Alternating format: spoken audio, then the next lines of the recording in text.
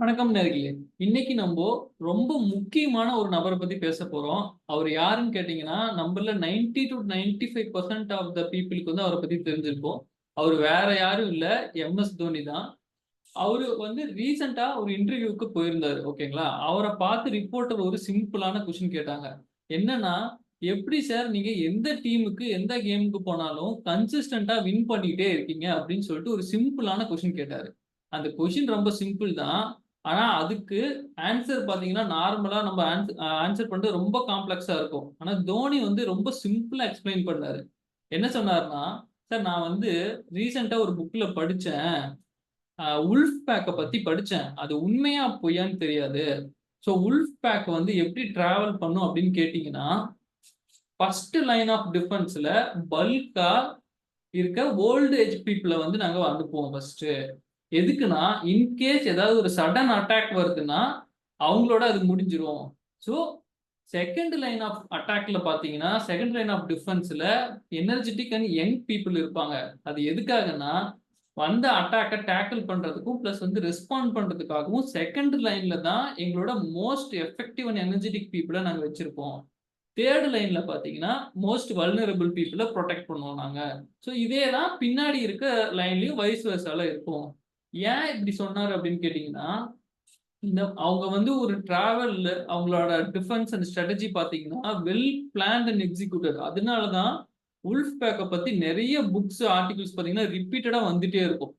ஏன்னா, உல்ஃபோட அந்த ஸ்ட்ராட்டஜி பார்த்தீங்கன்னா, எல்லா இடத்துலயும் மோஸ்ட்டா வொர்க் ஆகக்கூடிய ஸ்ட்ராட்டஜி. அதே தான் தோனியும் பார்த்தீங்கன்னா, கிரிக்கெட்ல, எனி ஸ்போர்ட்ஸ்ல லைஃப்ல யூஸ் பண்ணணும்னு சொல்றாரு.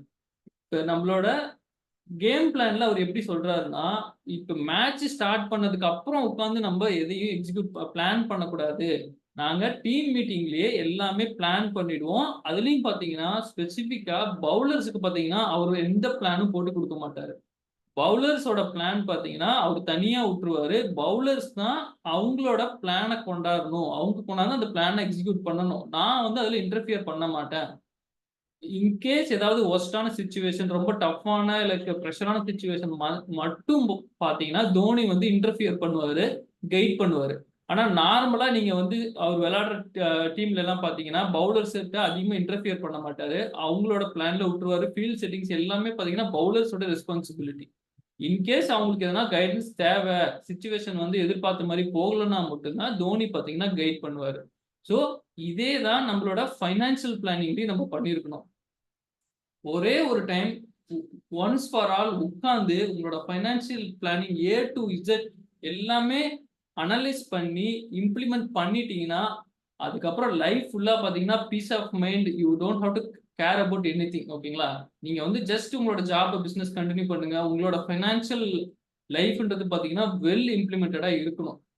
அது எப்படி இருக்கணும்னு கேட்டீங்கன்னா, இப்ப நான் ரீசென்ட்டா எனக்கு நடந்த ஒரு இன்சிடென்ட்ட சொல்றேன். நான் இப்ப இந்த வீக் மண்டே பார்த்தீங்கன்னா, மண்டே காலையில நான் ஆஃபீஸ் வந்தேன். வந்தோனே பார்த்தீங்கன்னா, எனக்கு கொஞ்சம் டல்லா இருந்துச்சு. எனக்கு ஒரு ரெஃப்ரெஷ்ஷா இல்ல. மைண்ட் பார்த்தீங்கன்னா, ஃப்ரெஷ்ஷாவே இல்ல. நம்ப எல்லாத்துக்குமே நார்மலா மண்டே பார்த்தீங்கன்னா, அப்படிதான் இருக்கும். அது மண்டே ப்ளூஸ்ன்னு சொல்லுவோம் நம்ப. ஓகேங்களா? ஸோ நான் அந்த மாரி டைம்ல என்ன பண்ணேன், ஜஸ்ட் நான் என்னோட வொர்க் எல்லாம் ஸ்டாப் பண்ணிட்டு, யோகி பாபுவோட படத்த ஒண்ணு போட்டேன் ஓடிடில. போட்டுவிட்டு அன்னைக்கு ஃபர்ஸ்ட் ஹால்ஃப் ஃபுல்லா அதான் பார்த்தேன் நானு. பார்த்துட்டு, அதுக்கப்புறம் பார்த்தீங்கன்னா, என்னோட மைண்ட் ஃப்ரெஷ் ஆயிடுச்சு.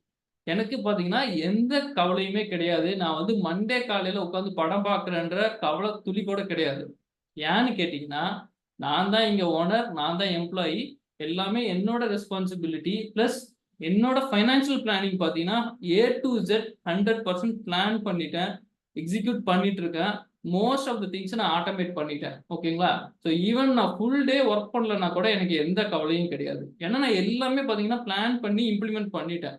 ஸோ ஃபார் எக்ஸாம்பிள் பார்த்தீங்கன்னா, ஃபர்ஸ்ட் பிரையாரிட்டி நாங்க சொல்றது எமர்ஜென்சி ஃபண்ட்ஸ்.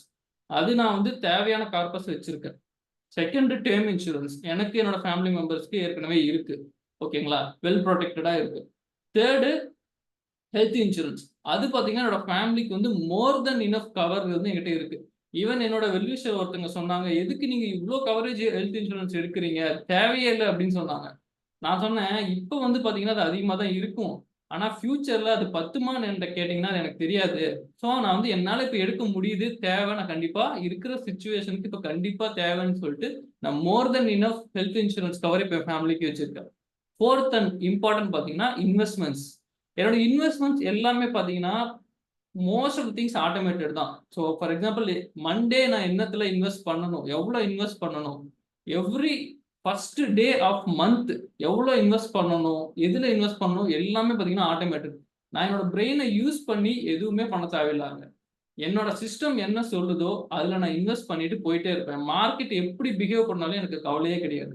ஏன்னா நான் வந்து பிளானை நல்லாவே பேக் டெஸ்ட் பண்ணிட்டேன், அனலைஸ் பண்ணிட்டேன். ஸோ இப்போ இம்ப்ளிமெண்ட் பண்ணிட்டு இருக்கேன். அத அத வந்து நம்ம மறுபடியும் உட்காந்து ஒவ்வொரு வீக் உட்காந்து ஆராய்ச்சி பண்ணிட்டே இருக்கக்கூடாது. நம்ம வந்து இப்போ 1 ஆர் 2 மந்த்ஸ் கேம் கிடையாது இது. இது வந்து லாங் டெர்ம் கேமு. ஸோ நான் வந்து என்ன சொல்றேன்னா, 5 இயர்ஸ், 10 இயர்ஸ், 15 இயர்ஸ் கேம் இன்வெஸ்ட்மெண்ட்ன்றது. ஓகேங்களா? ஸோ அத வந்து ஒவ்வொரு மாசமும், ஒவ்வொரு வீக்கெண்டும் உட்காந்து நம்ம நோண்டி பார்த்துட்டே இருக்கக்கூடாது. ஏன் பெர்ஃபார்ம் பண்ணல? ஏன் பெர்ஃபார்ம் பண்ணல? இந்த வீக் எவ்வளோ மார்க்கெட் இருக்கு? இந்த வீக் போர்ட்ஃபோலியோ எவ்வளோ இருக்கு? அப்படின்னு சொல்லிட்டு நம்ம அனலைஸ் பண்ணவே கூடாது. ஒன்ஸ் நம்ம இன்வெஸ்ட்மெண்ட்ஸை பிளான் பண்ணிட்டோம்னா, அட்லீஸ்ட் வந்து இயர்லி ஒன்ஸ் தான் வந்து நம்ம ரிவ்யூ பண்ணணும். உட்காந்து மாசம் மாசம் ரிவ்யூ பண்ணிட்டே இருக்கக்கூடாது. நம்ம பார்க்க அதுவும் பியர் மார்க்கெட் டைம்ல பார்த்தீங்கன்னா, நம்மளுக்கு ரொம்ப ஃப்ரஸ்ட்ரேஷனா இருக்கும். ஆனா உங்களோட சிஸ்டம் ப்ராப்பரா இருந்துச்சு, எல்லாமே நீங்க ஆட்டோமேட் பண்ணிருக்கீங்கன்னா, லாங் டெர்ம்ல டெஃபினட்டா உங்களோட சிஸ்டம் கரெக்ட்டா ஒர்க் ஆகும். ஓகேங்களா? ஸோ பேசிக்கா இந்த டிஸ்கஷன்ல என்னன்னா, financial planning A to G நீங்க ஒரே ஒரு டைம் உட்கார்ந்து கரெக்ட்டா பண்ணிட்டீங்க அப்படின்னா, இயர்லி ஒன்ஸ், அதாவது வருஷத்துக்கு ஒரு டைம் மட்டும் ரிவ்யூ பண்ணா போதும். நீங்க உட்கார்ந்து மாசம் மாசம் உங்களோட பைனான்சியல் பிளானிங்க ரிவ்யூ பண்ண தேவையே கிடையாது. ஸோ ஒன்ஸ் பண்ணுங்க. அதுக்கப்புறம் இயர்லி ஒன்ஸ் கண்டிப்பா ரிவ்யூ பண்ணணும். ஏன்னா உங்களோட சிச்சுவேஷன், இன்கம் லெவல், ஜாப் லெவல்லாம் பார்த்தீங்கன்னா சேஞ்ச் ஆயிருக்கும். மேபி நீங்க புதுசா லோன் போட்டிருப்பீங்க. ஸோ அந்த மாரி நெறைய விஷயம் இருக்கு. இயர்லி ஒன்ஸ் கண்டிப்பா ரிவ்யூ பண்ணி பாருங்க. அதுக்கு மேல தேவையே இல்ல. என்னெல்லாம் ஆட்டோமேட் பண்ண முடியுமோ, உங்களோட இன்வெஸ்ட்மென்ட்ஸ் மத்த திங்ஸ் எல்லாம் எவ்ளோ ஆட்டோமேட் பண்ண முடியுமோ, அத ஆட்டோமேட் பண்ணிட்டீங்க அப்படின்னா பெஸ்ட். ஏன்னா நம்ம மைண்ட் பார்த்தீங்கன்னா, மைண்ட் செட் தான் 80% ஆஃப் த ப்ராப்ளம். ஓகேங்களா? மீதி 20% தான் மனி, ஃபேமிலி ரிலேஷன்ஸ்லாம். ஸோ 80% நம்மளோட மைண்ட் செட் தான் பிரச்சனை. ஸோ அத சரி பண்ணணும் அப்படின்னா ஆட்டோமேட் பண்ணணும். இப்ப எல்லாத்துக்குமே ஆட்டோமேஷன் இருக்கு. இன்வெஸ்ட்மென்ட்ஸ், உங்களோட மெயில்ஸ் ட்ராக் பண்றது, ரெஸ்பான்ஸ் பண்றது எல்லாத்துக்குமே ஆட்டோமேஷன் இருக்கு. ஸோ மேக்ஸிமம் முடிஞ்ச வரைக்கும் ஆட்டோமேட் பண்ணிடுங்க. பண்ணிட்டீங்கன்னா, உங்களோட ஃபைனான்சியல் பிளானிங் கம்ப்ளீட்டா செட்டில் ஆயிடும். உங்களுக்கு எப்பவுமே பீஸ் ஆஃப் மைண்ட் இருக்கும். மார்க்கெட் எப்படி வேணா பிஹேவ் ஆகட்டும். You don't have to care about anything. நன்றி, வணக்கம்.